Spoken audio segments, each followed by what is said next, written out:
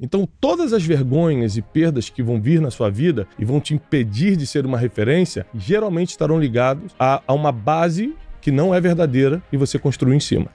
Porque eu tentei trabalhar para os outros, eu falei, a pessoa vai determinar o meu horário, a pessoa vai determinar quanto eu ganho, então mesmo que eu seja excelente, eu não vou poder ganhar mais do que... Eu fui percebendo assim, o que eu quero, o que eu não quero. Eu acho que as pessoas, elas começam a viver sem determinar o que querem e o que não querem, por isso que elas vivem uma vida de mentira. Qualquer um que está me escutando agora, ou passou, ou está passando, ou vai passar por alguma dor.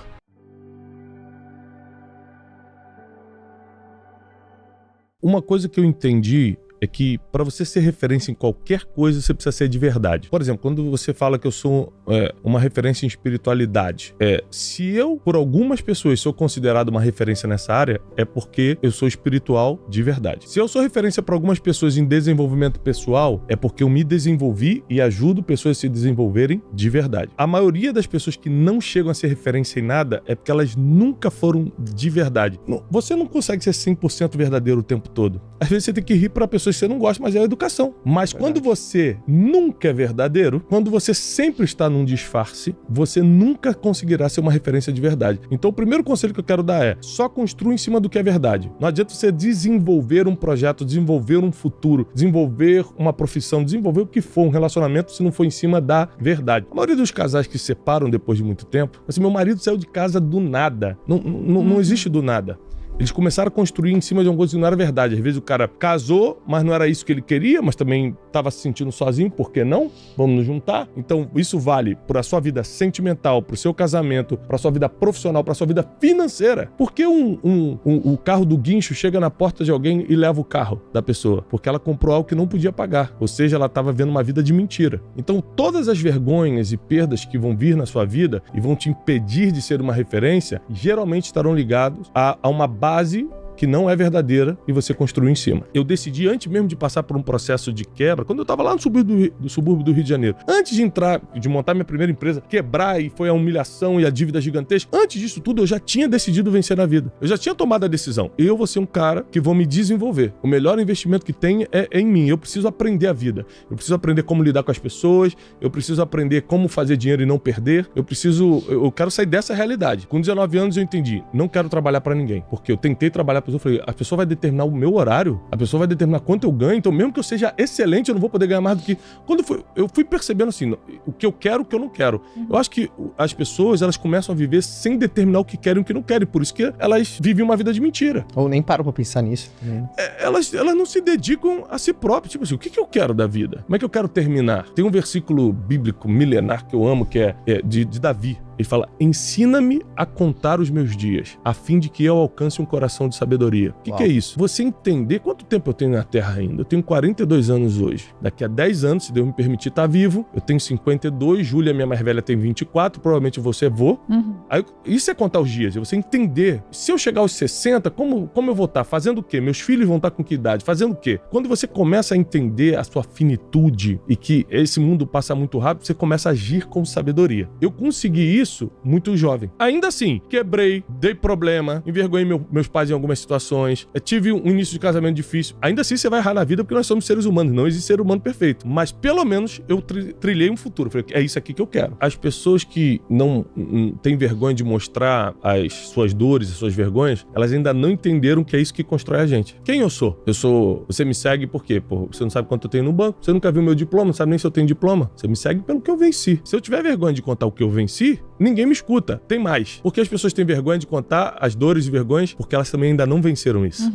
Todos nós temos nossas vergonhas, só que as nossas vergonhas, uma vez superadas, viram nossa experiência. O que o marketing ensina sobre a jornada do herói, nada mais é do que você vencer suas dores realmente, não é fingir que venceu. Tá construindo em cima de uma base de verdade. Sabe o que quer. A vida não vai ser fácil mesmo assim, mas você pelo menos vai ter força para continuar caminhando. Eu tomei uma decisão de melhorar de vida. E a maioria das pessoas, elas não conseguem lidar com as suas dores, com as suas vergonhas, porque elas não conseguem vencer isso. E tem duas formas de vencer. A através da fé, por isso que eu sou um mensageiro de boas notícias. Se o ambiente, se ele determinasse, quem nasceu numa favela nunca ia poder vencer na vida, porque o ambiente determinou o fim dele. Sim. Mas não determina, só influencia. Isso é só uma crença, né?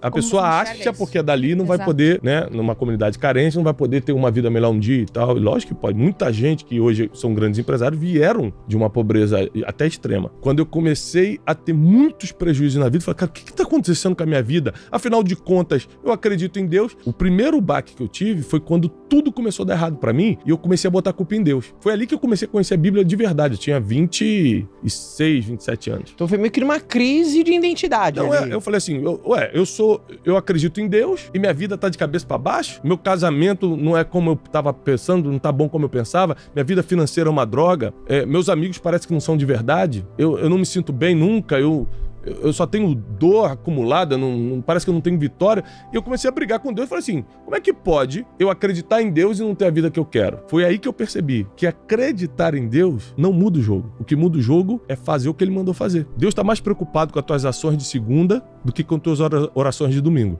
Muito boas, é verdade. Você só conhece uma pessoa com duas situações, brigando ou negociando. Não tem outra forma de conhecer uma pessoa. Você quer testar qualquer um dos seus colaboradores? Do nada manda embora, só de teste. Ou arranja um problema com eles. Rapidinho, em 1 hora você vai saber quem são eles. Vocês vão gritar contigo, então tu vai ver, rapidinho. Ou negocia. Quando entra dinheiro, rapidamente as pessoas mostram quem são. Uma coisa é você se converter ao Evangelho de Jesus. O que isso te garante? Segundo a Bíblia, não o que eu acho, que está escrito, salvação eterna. E outra coisa é cumprir os princípios de Jesus. Cumprir os princípios de Jesus não vai te levar para o céu, vai melhorar tua vida na terra, vai deixar a sua vida mais leve na terra. Mas, quer levar uma vida mais leve na terra? Cumpre princípios. Então, por exemplo, a pessoa não precisa ser cristão, acreditar em Deus para honrar pai e mãe. Mas se honrar pai e mãe, está escrito com a recompensa. Vai ter vida longa na terra. Então, vida financeira. A Bíblia abençoa para que você prospere, portanto, que você não abandone quem precisa. Tem princípio para tudo. Se você... Tem muita gente que viveu uma vida dificílima na terra e foi salvo. Morreu e foi pro céu. Por quê? Não cumpriu nenhum princípio de Jesus, mas acreditou nele, né? A Bíblia diz que quem crê e for batizado será salvo. Foi salvo. E tem gente que morreu, não vai pro céu, mas viveu uma vida melhor na terra. Porque, não acreditando em Jesus, cumpriu os princípios que são básicos. Falou só a verdade, honrou pai e mãe,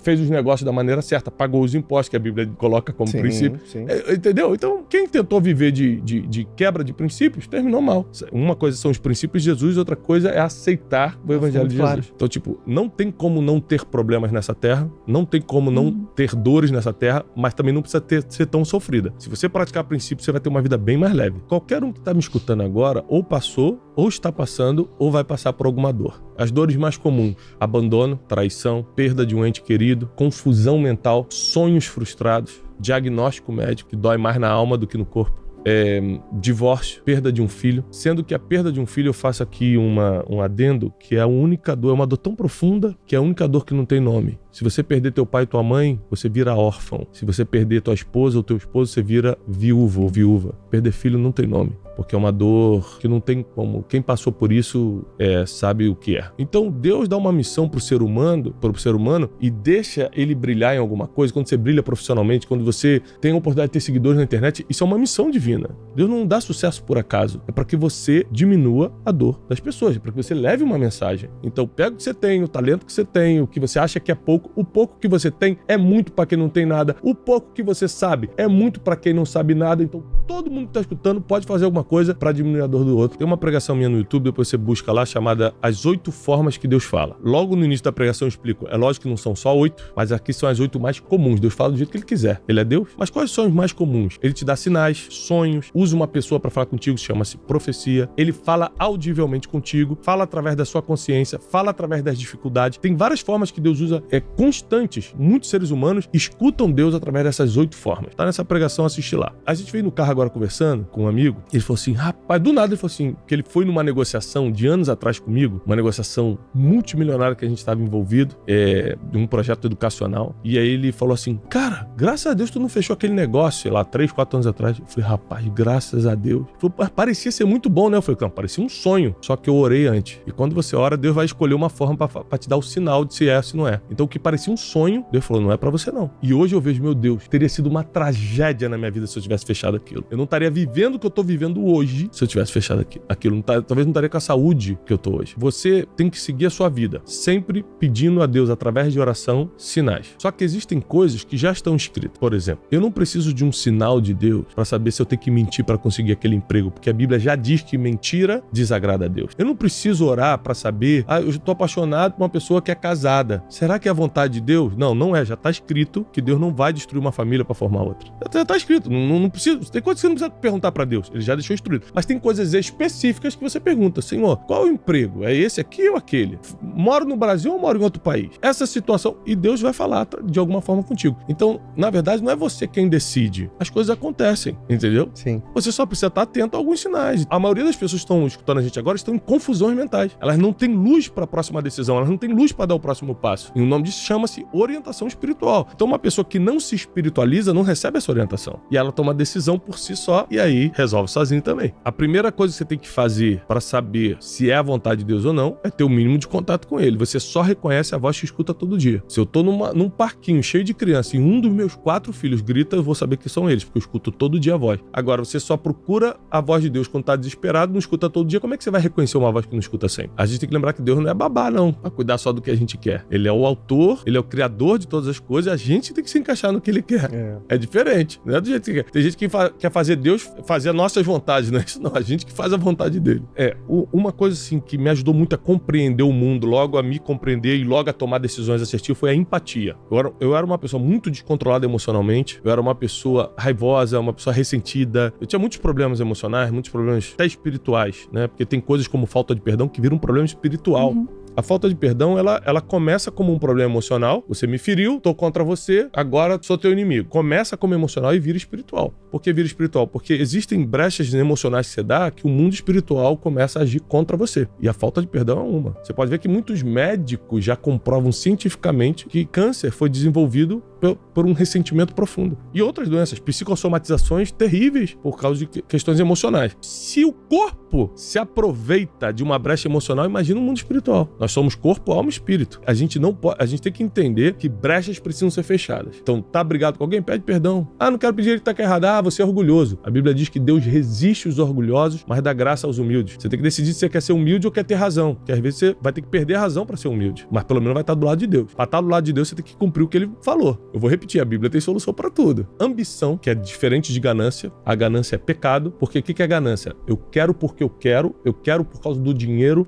E eu atropelo quem tiver que atropelar. A Bíblia fala alguma coisa de ambição? Eu fui muito pobre. Eu sei que ia ser pobre. Eu não quero isso, poxa. Sim. Quero. Então, qual é a ambição aqui? Vou trabalhar para prosperar. A gente tem que ter cuidado para não misturar as coisas. Porque Deus não promete dinheiro pro ser humano, tá? Sim. Deus dá as coisas que você precisa se quiser se trabalhar ter dinheiro. Ele te dá saúde, te dá sabedoria, te dá... coloca as pessoas certas no teu caminho. Mas tem gente que por não ter ambição, não ter visão de futuro, não ser bom no que faz, provérbio diz, vês um homem perito no que faz, vai andar com os reis e nunca com a plebe. Então, a Bíblia o tempo todo tá dando as dicas de sucesso. Sinais, né? Mas só que você tem que praticar. Não é porque eu vou na igreja porque agora eu vou começar a ganhar dinheiro. Pô, isso não existe. Ao contrário, você vai atrair um monte de problema pra você. Porque você vai entrar no mundo espiritual, coisa que você não tava antes. Então, nós temos que saber diferenciar as coisas. Sim, sim. Ou seja, por que o Tiago prosperou? Porque debaixo da vontade de Deus, é claro, trabalhei pra isso. Fui estratégico, me conectei às pessoas certas, criei o plano certo. Obstinação é uma coisa que as pessoas não entendem. Obstinação não é insistência. Obstinação não é querer muito.